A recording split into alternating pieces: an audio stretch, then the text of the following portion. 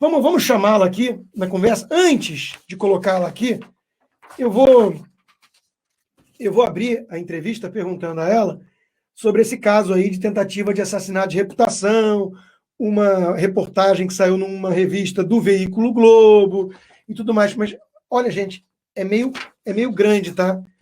Mas é que eu estou aqui com o currículo dela. Então, eu peço licença, porque ela possui graduação. Falaram que ela é capitã cloroquina, e aí tem uma tentativa de diminuí-la, de difamá-la, né? Então vamos nessa, né? Obrigado, Caio. Possui graduação de medicina pela Universidade Federal do Ceará, mestrado em ciências com área de concentração de neonatologia pela Universidade de São Paulo, a USP, especialização em medicina do trabalho pela Universidade Estácio de Sá, doutoramento em bioética pela Universidade do Porto, doutoranda em bioética pela Universidade do Porto, curso de medicina do Centro Universitário Cristos desde 2009, coordenadora do internato de pediatria do curso de medicina do Centro Universitário Cristos, professora da Universidade Federal do Ceará, coordenadora técnica do Centro de Terapia Intensiva Pediátrica do Hospital Geral Valdemar Alcântara, médica perita do Instituto Nacional de Previdência Social, responsável pela implantação do serviço de perícia médica, secretária do Ministério de Saúde. Tem mais umas 4, 5 linhas aqui, tá? Então, you get the point. Com vocês, doutora Mayra Pinheiro. Muito boa noite, muito obrigado, doutora. Boa noite, Rodrigo. Boa noite para todo mundo que está nos acompanhando. Uma satisfação enorme participar desse canal com você. Tenho uma admiração pessoal pelo seu trabalho, para esclarecer a gente com seriedade de tudo que às vezes a gente não tem acesso através da mídia tradicional hoje, que toma conta do país e do mundo, trazendo para a gente informações completamente enviesadas. É isso mesmo, doutora. E exatamente com isso que eu quero que a senhora abra esse nosso bate-papo. O que aconteceu? De onde veio esse ataque? Tem algumas suspeitas, né? Eu queria que a senhora esclarecesse para quem não está por dentro o que está acontecendo nessa campanha difamatória.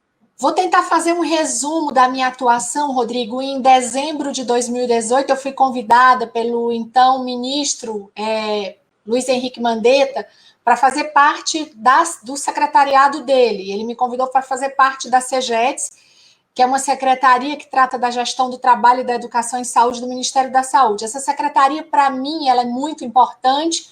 Ela antes abrigava aqui o programa Mais Médicos, que tinha sido parte da história da minha vida, não por ser contra em nenhum momento que médicos intercambistas pudessem trabalhar no país, eu nunca fui xenofóbica, mas a gente sempre defendeu a revalidação de diplomas como forma de proteger a população brasileira. Eu quero que no SUS as pessoas tenham médicos com a mesma qualidade que hoje a gente tem na iniciativa privada. Isso é o que eu defendo na minha vida profissional. Um SUS que funcione de verdade, que não faça de conta.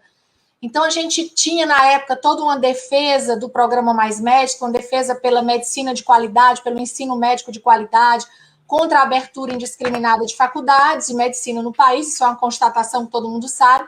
E o convite veio daí, da minha história de luta. Eu vinha da presidência do Sindicato dos Médicos do Ceará, onde a gente criou um modelo sindical completamente diferente. Eu encontrei o sindicato com 1.500 associados e deixei com 6.800 cortando o imposto sindical. E a gente transformou o sindicato numa ouvidoria da sociedade, um sindicato cidadão, que trabalhava pelo médico, mas servia de ouvidoria e de escuta da sociedade. No Ceará, eu comecei um movimento contra os corredores de hospitais, e vim para cá com essa história. A CEGETS deixou de ser a secretaria que regia o programa Mais Médicos, e aí nós pudemos dar a essa secretaria a importância que ela deve ter. Nós somos responsáveis hoje por gerenciar todas as residências em saúde do Ministério da Saúde, residências médicas e residências profissionais na área da saúde. E somos responsáveis pela formação de qualidade das 14 categorias da saúde. Os ministros mudaram, eu acompanhei a saída de 2 ministros, o próprio ministro Mandetta, que me fez o convite, depois o ministro Tais, e fiquei aqui. Fiquei com a memória institucional do Ministério, porque eu acompanhei todas as questões que foram desenvolvidas aqui, inclusive acompanhei muito de perto as decisões do enfrentamento inicial da pandemia. Isso hoje incomoda muita gente lá fora, incomoda algumas pessoas aqui dentro, porque nós temos essa memória institucional do que foi feito, do que não deveria ser feito, e eu sempre me posicionei muito firme, principalmente quando a gente fala aqui do fique em casa.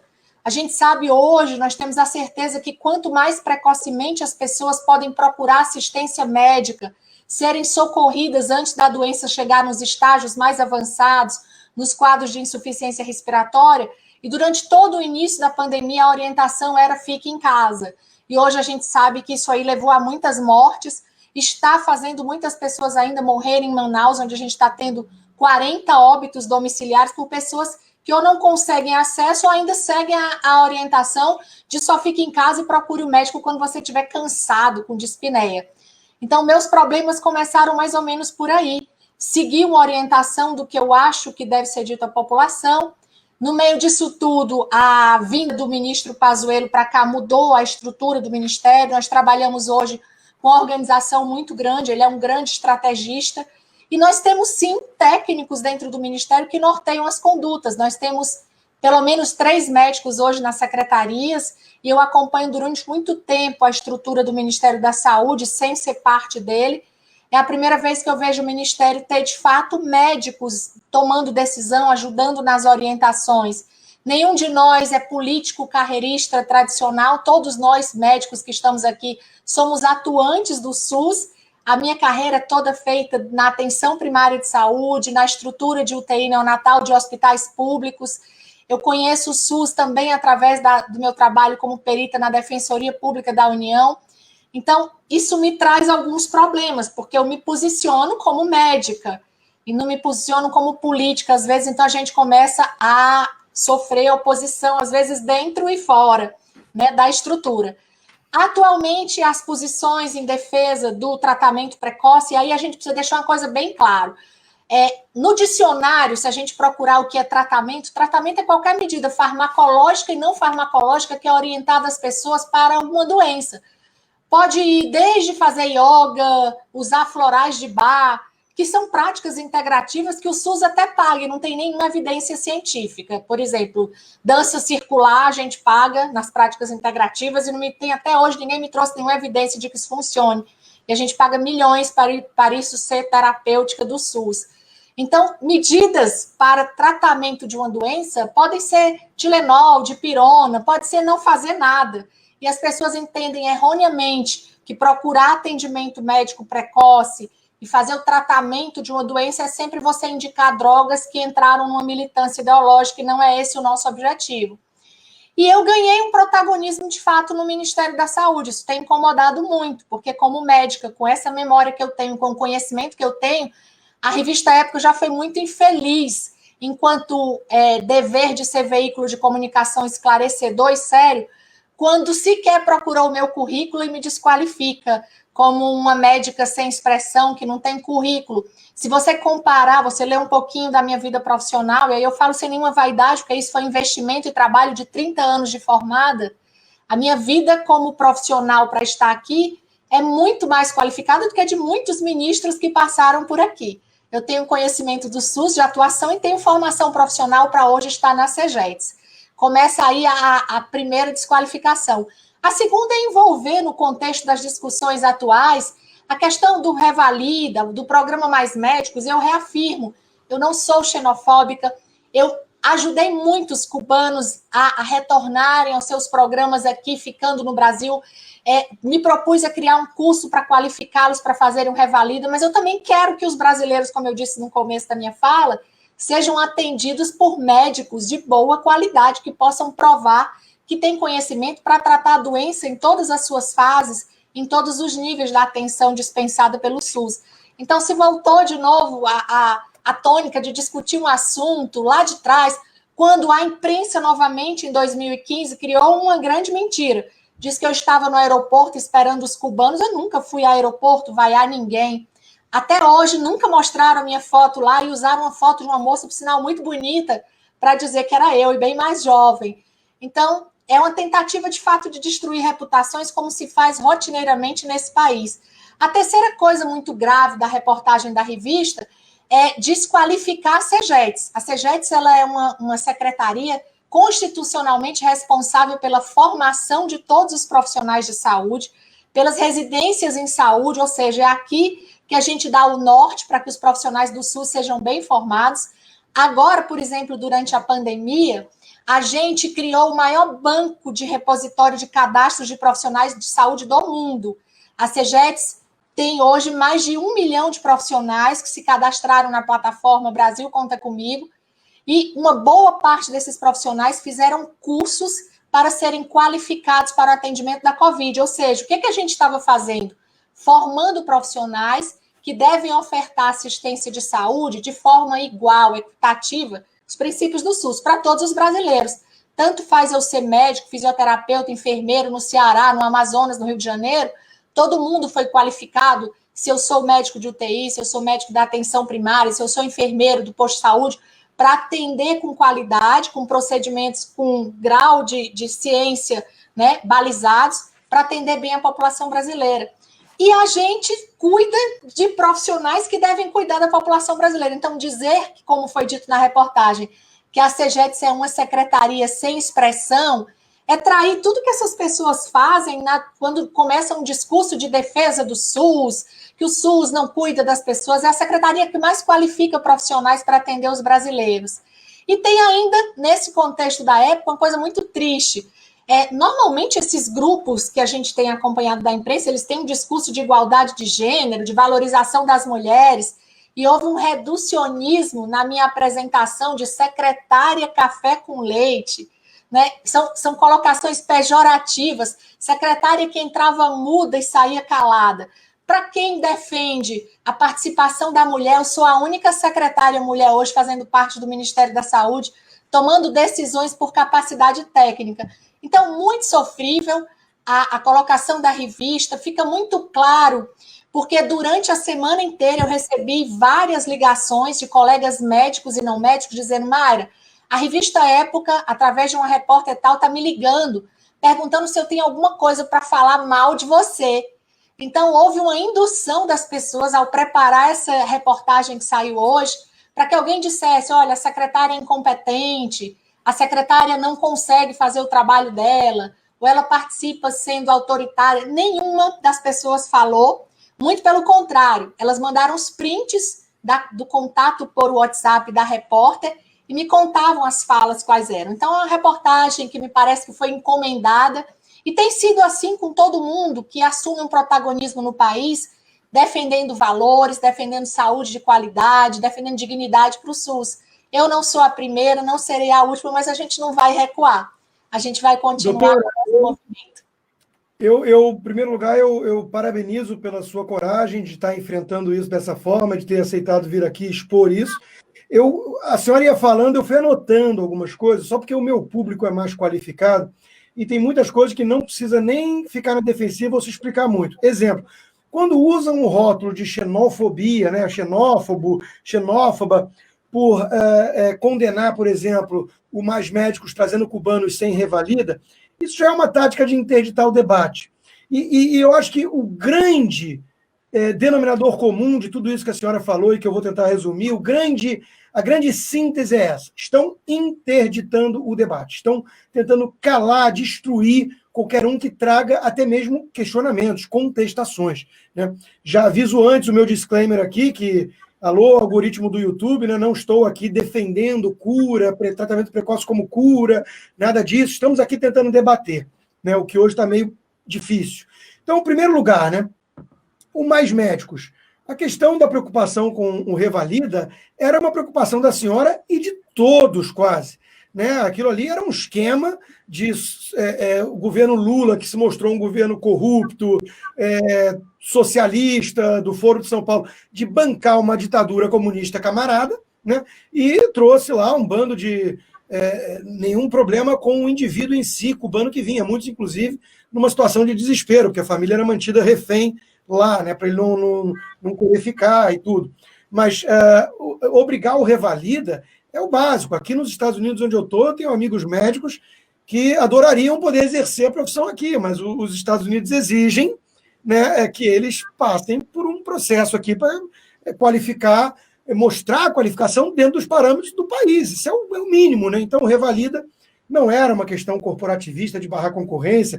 Na época eu lembro desses discursos, a comunidade médica era muito próxima de mim, leitora, e desde essa época que eu tomei esse partido na questão dos mais médicos, né, por entender isso. Então aqui a senhora está em casa quanto a isso, e resgatarem isso já prova que há alguma coisa em jogo.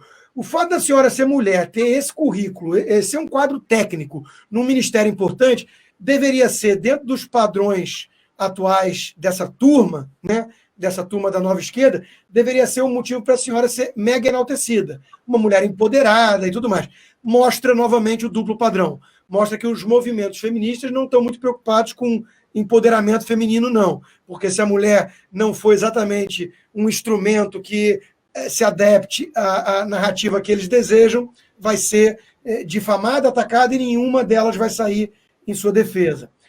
Chama atenção, né, e causa espécie a mídia, que a revista Época é um instrumento do Globo, do Grupo Globo, né, produzir intencionalmente fake news, quer dizer, correr atrás de gente que queira falar mal. Isso não é padrão de jornalismo, isso não é reportagem, né? Então isso também causa espécie. Sobre o Mandetta, eu vou querer que a senhora desenvolva um pouco mais, né? Eu não preciso que a senhora seja leviana em nada. Eu vou dizer que numa tese de detetive, né, o suspeito número 1 seria o ex-ministro que te contratou. Ele, sim, era um político, né, era um ortopedista que não tinha especialidade na área de epidemiologia, mas era um político, claramente em campanha, naqueles discursos infindáveis que ele fazia, e hoje está aí, né, não está muito bem, parece que 3% na pesquisa. Eu acho que ele não ganha nem para síndico, mas é uma opinião minha. E, de fato, ninguém esquece desse fique em casa. Só procure os hospitais em casos de sintoma grave. Isso era a recomendação. Veja, doutora, eu sou alguém que tento sempre ser justo, né? Era um começo de pandemia e muita incerteza. Se hoje ainda temos, imagina naquela época, né? Eu seria capaz de virar e falar assim, olha, talvez ele pudesse vir a público, né? Falar, olha, gente, aquilo ali tinha muito pouca informação, eu realmente errei. Mas essa postura, que seria a postura de humildade, que é a postura adequada de qualquer cientista, porque você está observando empiricamente e não tem as informações, não é a postura de toda essa patota que monopoliza a fala em nome da ciência. Então você pensa num governador como João Dória, que ainda diz que o lockdown salvou X mil vidas, o que não é científico. Você vê o próprio Mandetta com a forma arrogante, se vangloriando e apontando dedos para a atual gestão, né? Como se não tivesse feito isso, e como se as pessoas tivessem memória curta. Então, isso tudo é o que mais irrita, na minha opinião. É a falta de humildade em reconhecer que a coisa é difícil, complexa, e que temos que justamente avaliar várias abordagens e escutar vários especialistas. E é aí, doutora, que eu chego no cerne da questão e jogo a bola de volta para a senhora. Veja, vários especialistas pregam que o tratamento precoce tem se mostrado, do ponto de vista de observação, eficaz. Já tem vários estudos que corroboram isso. Numa situação normal, condição normal de temperatura e pressão, nós já adotamos a prática do off-label em vários tratamentos. Porque nós não vamos ficar esperando o teste mais robusto, randomizado, duplo cego da história. Quando tem ali situações de vida ou morte, e existe, obviamente, na bioética, a ideia de que você tem que ter o acordo do médico assistente com o paciente para poder dar o tipo de tratamento que demonstra potencial redução de risco e cura, né? E nós não estamos vendo nada disso. Nós estamos vendo o quê? Tentar destruir a reputação, calar, impedir o debate e censurar nas redes sociais qualquer um que fale as palavrinhas mágicas. Hidroxicloroquina, ivermectina, azitromicina. Olha, agora mesmo a Universidade de Liverpool veio com um estudo do Dr. Andrew Hill, que é um sujeito sério, renomado, a favor da ivermectina. Então, as máscaras estão caindo. E essa verdade talvez vá aparecer e vai ficar muito ruim, como já está muito ruim para o senhor Mandetta, a história do fique em casa e só procure o médico com um sinal grave, sintoma grave. Porque, de novo, estão politizando a pandemia e um remédio, ou um coquetel de remédios, que é disso que se trata, na verdade, estão politizando e impedindo o debate. Isso, para mim, doutora, é incompreensível. E é isso que eu quero ouvir da senhora. Porque isso é desumano.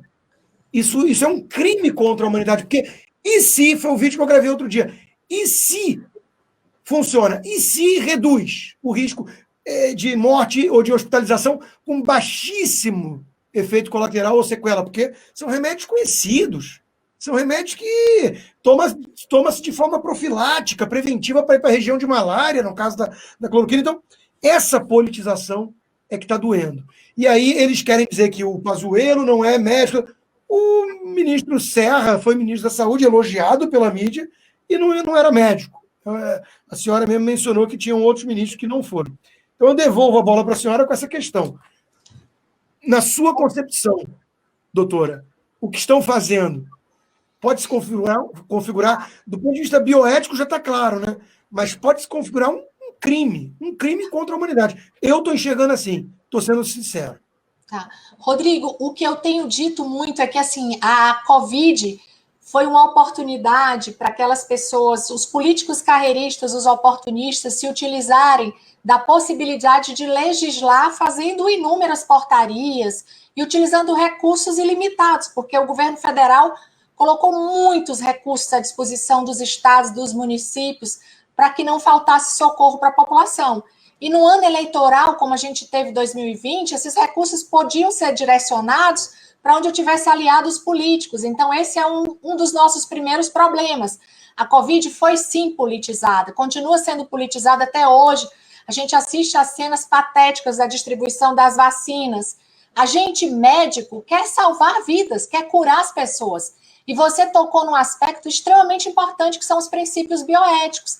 São esses princípios que nortearam, lá em maio, a orientação do Ministério da Saúde. A gente não quer prescrever, não quer convencer ninguém a usar essa ou aquela droga. Mas o Ministério da Saúde ele não pode prevaricar. Ele tinha que fazer uma orientação e tem que atualizar essa orientação cada vez que a gente chega num nível de evidência maior, para que a gente possa garantir o que a gente diz todo dia no SUS: equidade, igualdade.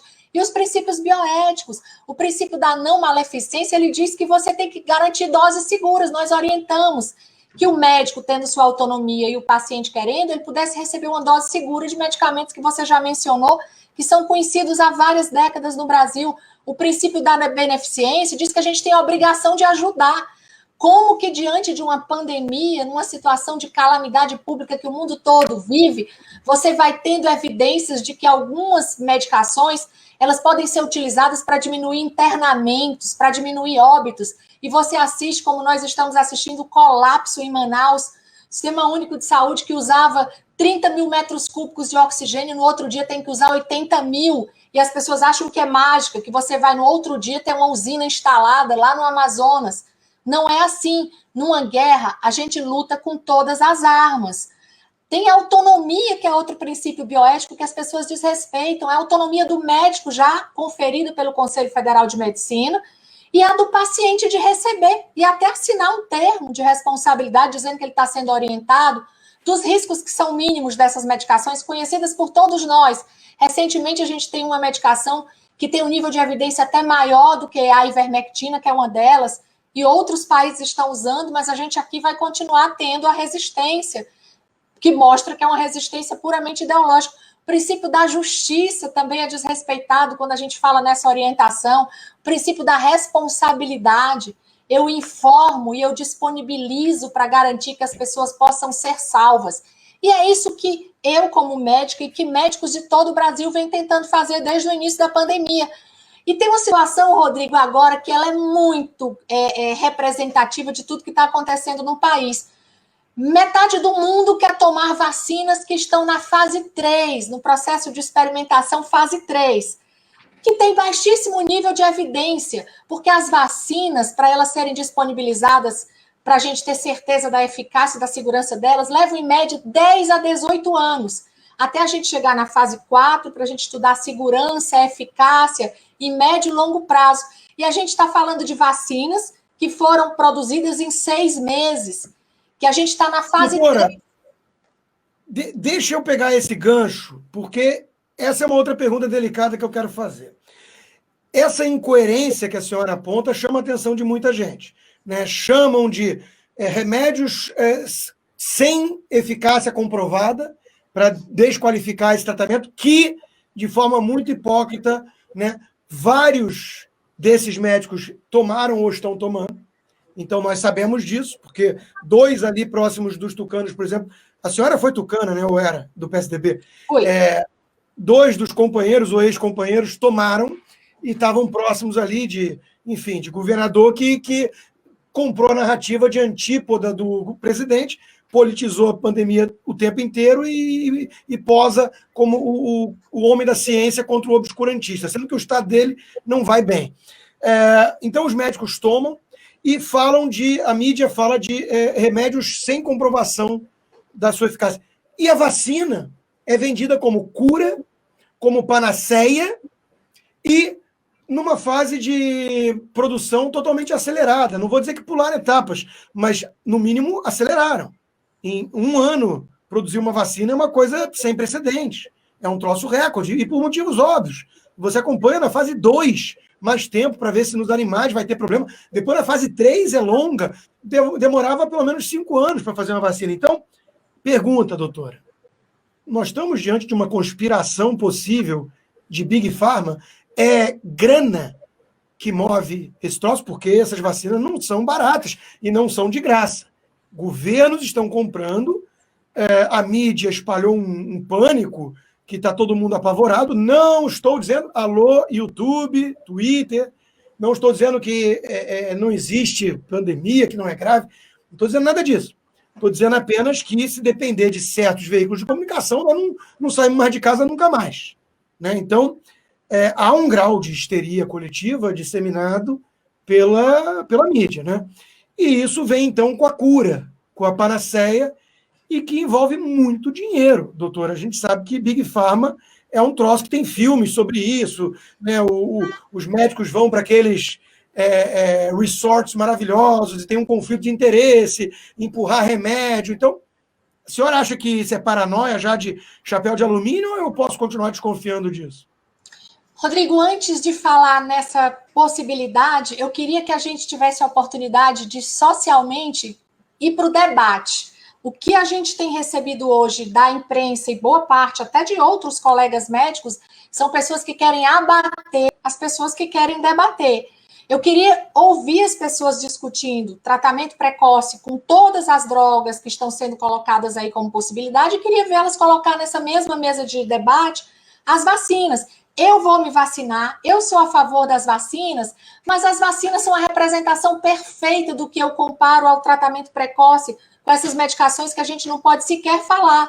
Numa situação de pandemia, todo o processo de desenvolvimento de medicações como vacinas ou de drogas que precisam de anos de estudo, ele não pode ser cobrado, porque a gente tem urgência de salvar vidas.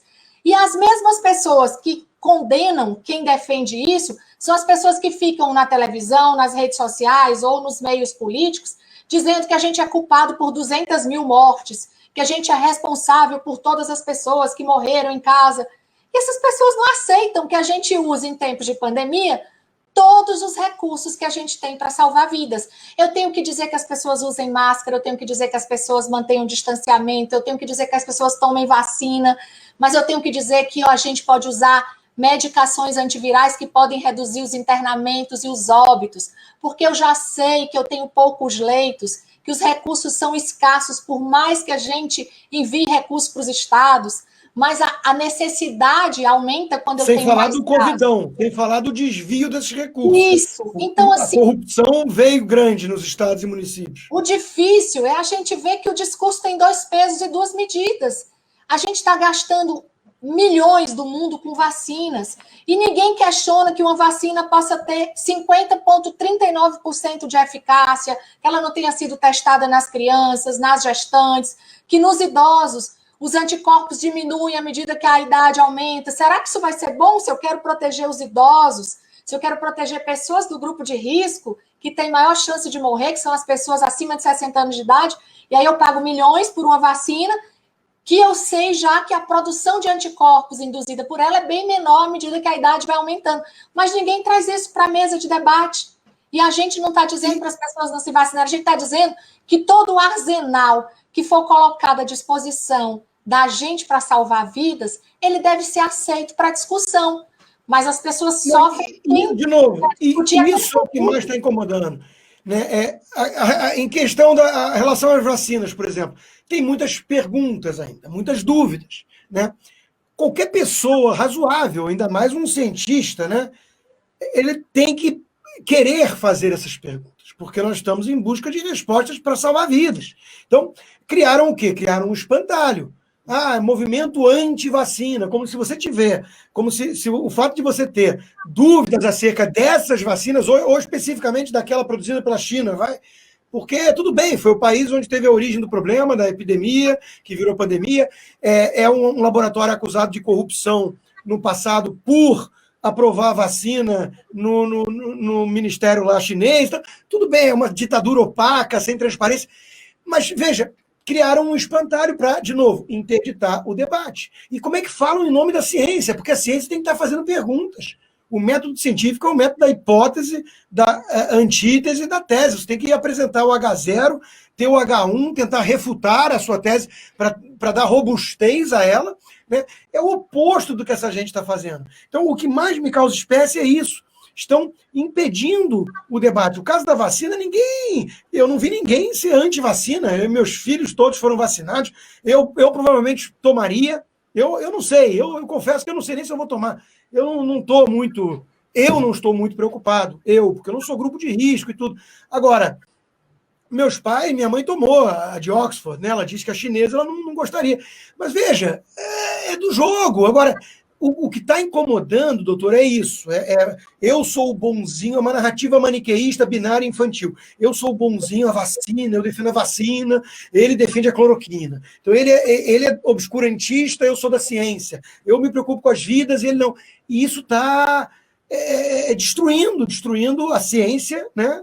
Destruindo o debate, e cá entre nós, destruindo, na minha opinião, Mas você não disse o mais grave. Isso está impedindo que vidas sejam salvas. Então, o que eu mais peço às pessoas é respeitem a autonomia dos médicos de tratar os seus pacientes. Se vocês não tratam os seus, respeitem os profissionais que hoje tratam os seus pacientes e respeitem os pacientes que querem fazer o tratamento que eles escolheram. A gente não tem uma legião de pessoas oligofrênicas no país, não. A gente tem gente que é capaz de tomar suas próprias decisões. Mas aí deixa eu te trazer um contraponto, então. Deixa eu ser o advogado do diabo agora. Literalmente, eu vou virar o advogado dos isolacionistas da vacina panaceia e tudo mais. Uma preocupação que me parece um pouco mais razoável e legítima é se tem gente, e eu não digo que é o caso da senhora em hipótese alguma, muito menos o meu e de um monte de gente, razoável, mas o de uma minúscula minoria, por isso eu digo o espantalho, né, pegar os mais chapéu de alumínio e tratar como se fosse a média. Se tem gente que fala que a cloroquina é a cura e isso for gerar um relaxamento na população em relação aos comportamentos que deveriam ser tomados, né, isso poderia ser um fator legítimo da pessoa falar, eu estou preocupada com isso e por isso eu tomo essa postura, né, de alertar que... Agora, isso é diferente do Twitter cancelar uma postagem minha com base numa pesquisa de uma revista científica séria a favor de um tratamento precoce. Quer dizer, eu não consigo ver relação de uma coisa com a outra. E o que me causa espécie é isso. É que, em nome dessa preocupação, que aí me parece um pouco mais justificado, né, de uma minoria que não existe pandemia e se você tomar a cloroquina, acabou. Né, eles estão fazendo tudo que eles estão fazendo. Então, essa... preocupação te parece razoável também ou não? Sim, Rodrigo, e nós nunca dissemos, nem eu, nem os médicos prescritores pelo Brasil afora, pessoas conhecidas como cientistas, as pessoas nunca disseram que essas medicações curam a Covid. O que a gente sabe pelas evidências que são crescentes, a gente não chegou no maior nível de evidência e numa pandemia a gente não vai chegar no maior nível de evidência para nada, nem para a vacina. O que a gente diz é que já há uma farta quantidade de evidências de que essas medicações, usadas precocemente, ou seja, no início da doença, elas podem sim evitar o agravamento e as mortes, é isso que a gente mais quer. E a autonomia do médico prescrever. Agora, existe uma guerra contra os médicos que prescrevem, tentando cercear, destruir as pessoas, é o que estão fazendo comigo hoje. E eu tenho direito como médica também. E como técnica, eu tenho o direito de não prevaricar, de dizer o que existe e as pessoas... E a senhora não está sozinha, doutora. Nisa Yamaguchi, o doutor Paulo Porto de Mello, o Alessandro Lola e tantos e tantos e tantos outros. Então, isso é que é o bizarro para mim, que é o seguinte, você fala em nome da ciência, mas aí você faz um cherry picking, você faz uma seleção aleatória, né, arbitrária, aleatória não, arbitrária, de quem você quer que fale em nome da ciência, ou seja, os tais especialistas. E os outros especialistas? Esses você desmoraliza ou tenta assassinar a reputação. É isso que nós estamos vendo. Em vez de reconhecer que, no mínimo, há controvérsias. Ou seja, o mínimo que se pode dizer hoje é que sobre tratamento precoce e tudo mais, há divisões, há dúvidas, há grupos de especialistas defendendo coisas diferentes. E qualquer pessoa com apreço pela ciência tem que manter uma postura de humildade. E na dúvida é aquela história, em dúbio pro réu, né? Nesse caso de uma pandemia, em dúvida pró um remédio inofensivo. É a postura, por exemplo, que a doutora Dulce, do laboratório da ASA, está adotando também, e tantos outros, né? Então, isso é que é o mais bizarro. Agora, olha, Rodrigo, eu vou te dizer um dado importante hoje. Se nós fôssemos avaliar as terapêuticas hoje existentes no Sistema Único de Saúde, acho que mais de 80% delas não tem nível de evidência 1A. A gente usa por constatações, pela experiência clínica. Então, é uma hipocrisia o que tem sido feito. Por isso que eu digo, se politizou a Covid, ela virou um bom negócio para se conseguir recursos, para, numa época eleitoral, você conseguir trabalhar contra um governo que teve uma aceitação popular. Porque o SUS paga práticas negativas, e eu respeito aquelas que são reconhecidas. Eu faço acupuntura, que é uma prática reconhecida, mas existem práticas que o SUS paga que não tem nenhuma evidência científica. E se você falar para esse mesmo grupo que faz a militância ideológica que você vai tirar dança circular das práticas integrativas do SUS, eles vão passar uma semana fazendo uma revolução aqui na Esplanada. Dizendo doutora, que a OMS reconheceu de terem uma prática que faz bem. A OMS, que eu não posso mais chamar desse nome, eu chamo de Orquestra Mundial do Socialismo hoje em dia, a OMS reconheceu há 2 anos atrás a medicina tradicional chinesa, que não tem nenhum respaldo científico. Então, nós estamos deixando a China falar em nome da ciência para o mundo ocidental. É uma coisa de louco. Dá um pânico. Agora, olha só o que eu quero mostrar para a senhora também. Né? Porque tem gente que questiona com base nisso, fala assim, tá bom, então beleza, então a vacina foi vendida como a cura, a panaceia. Aí, como é que explica isso para as pessoas? Né? Tire suas dúvidas, o portal oficial de São José dos Campos, da prefeitura lá, do município. Após tomar as 2 doses, ainda corre o risco de pegar? Sim, por isso você precisa continuar a manter distanciamento, usar máscara, evitar aglomeração. Ou seja, tem muita gente fazendo a pergunta, poxa, o negócio foi feito às pressas. Eu sou meio desconfiado. E os caras estão me dizendo que não vai mudar nada no meu comportamento do dia a dia, que eu preciso continuar igual, cá entre nós, né? Começa a fazer menos sentido. Aí vai lá a turma do TJ de Minas Gerais e espalha internamente, mas eu tive acesso com as minhas fontes, né? Esse troço aqui, ó, criaram um personagem, a Glomerilda, olha o negócio. Quer dizer, de novo, doutora, é a história da politização. Vão criar a sociedade dos párias e a sociedade que está no clubinho. Para ter o clubinho, para ter o selo azul, para ter a aceitação e a existência virtual, é que nem um episódio do Black Mirror, que todo mundo é julgado o tempo inteiro ali por nota e você não existe se a patota te exclui. Então, eu estou vendo com muita preocupação num âmbito mais filosófico, de liberdades.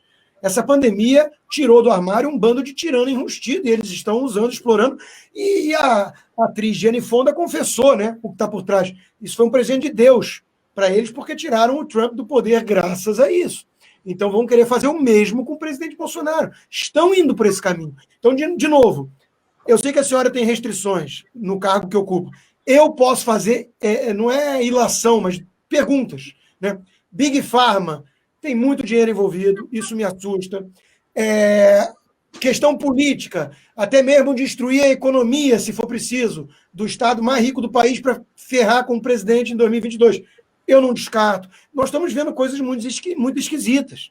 Não há respaldo científico para essas medidas arbitrárias de restrição de bar e restaurante, de escola, e a gente está aceitando de forma passiva. O Ocidente não passou no teste, doutora. Mas não quero complicar a senhora. Quero fechar aqui, antes de passar para as suas considerações finais, com um caso também corajoso, porque eu acho que as pessoas estão começando a ter que reagir, estão enxergando isso, né? Então, tivemos essa notícia do secretário de Saúde de Nova Lima, que pediu demissão após essa polêmica com o tal do kit Covid, né? E o que eu quero mostrar para vocês é que ele mandou uma carta. E eu tomo a liberdade aqui de ler, pelo menos um trecho, que ele falou: prezado, carta do Dr. Rafael Guerra, prezado prefeito João Marcelo. Como responsável pela primeira crise político-institucional do seu governo, menos de um mês após termos tomado posse, venho, por meio deste, colocar à disposição o meu cargo.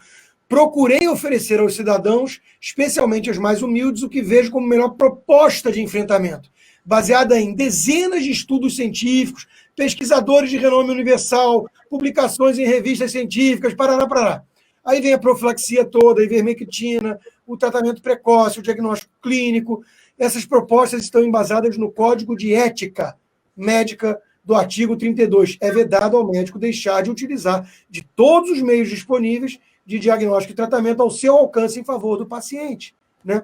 E ele cita que são milhares de médicos e tudo mais. Em vista disso, ele não aguentou e pediu para sair. Doutora, muito obrigado pelo tempo. Já sei que a senhora vai estar também semana que vem nos Pingos nos Is, na Jovem Pan, tem um baita alcance. Fico muito feliz de ter recebido a senhora antes, mas muito obrigado pelo tempo, tá? Por trazer esclarecimentos em relação não só a essa campanha de assassinato de reputação, como a questão toda envolvendo vacina, envolvendo tratamento precoce, né? E espero que o YouTube não entenda nada disso como uma defesa de obscurantismo e me dê um terceiro strike. Estamos aqui tentando manter um debate civilizado, calcado na boa prática médica, ética e na própria ciência, né? Que precisa fazer perguntas.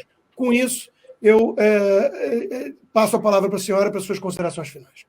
Agradeço a oportunidade, Rodrigo, a todo mundo que teve a paciência de assistir a gente até agora. E eu queria fazer um pedido. Assim, daqui a algum tempo, a gente vai ter informações e evidências que hoje todos nós sonhamos, seja em relação às vacinas, seja em relação às medicações que são conhecidas como tratamento precoce. Se a gente considerar que essas medicações, se tudo que a gente usou, incluindo as vacinas, não foi eficaz, a gente vai ter a certeza que nós fizemos tudo para salvar vidas. E em cada família brasileira vai ter alguém que foi salvo, que sabe que houve um recurso disponibilizado pelo SUS para salvar alguém.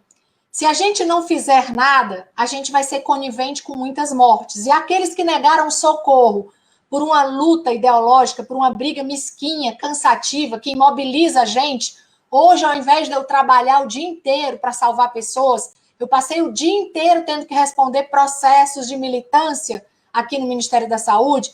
Se daqui a algum tempo a gente comprovar que tudo isso que nós usamos foi eficaz, a gente vai ter um grupo de genocidas no Brasil e no mundo. Hoje, o que todos nós devemos querer é cuidar das pessoas, é salvar vidas sem politizar a saúde. O nosso bem mais importante é a vida humana, a vida de cada um dos brasileiros. Então, isso não pode dividir o país entre quem é contra a medicação e quem é a favor da medicação. A nossa luta comum é quem é a favor da vida.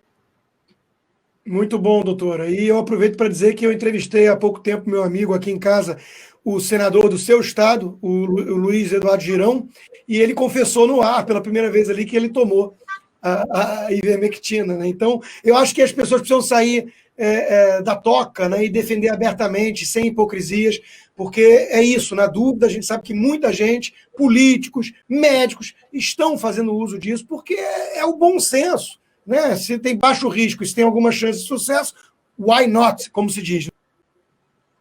Perfeito. Quero agradecer muitíssimo a senhora, tá? E continua firme e forte aí o trabalho, porque é isso aí, enquanto os cães ladram, a caravana passa, alguns trabalham, os outros estão politizando tudo. Muito obrigado, doutor. Obrigada a você. Boa noite para todo mundo.